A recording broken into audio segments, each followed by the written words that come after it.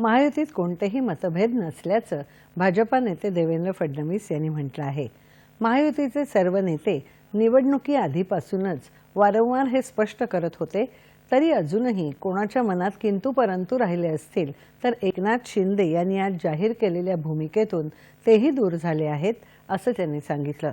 सत्ता स्थापनेबाबत पक्षश्रेष्ठींबरोबर घटक पक्षाच्या नेत्यांची उद्या बैठक होईल, त्यात अंतिम निर्णय घेतला जाईल, असं त्यांनी स्पष्ट केलं। निश्चितपणे आम्ही सगळे एकत्रितच आहोत। माननीय शिंदे साहेब असतील, मी असेल किंवा अजितदादा असतील, आमच्या महायुतीत कुठलेही मतभेद नाही। आम्ही निवडणुकीच्या पूर्वी देखील सांगितलं होतं की सगळे निर्णय सोबत बसून होतील। आमचे श्रेष्ठी आहेत, ते आमच्या सोबत बसून सगळे निर्णय घेतील, त्याप्रमाणेच सगळे निर्णय होणार आहेत।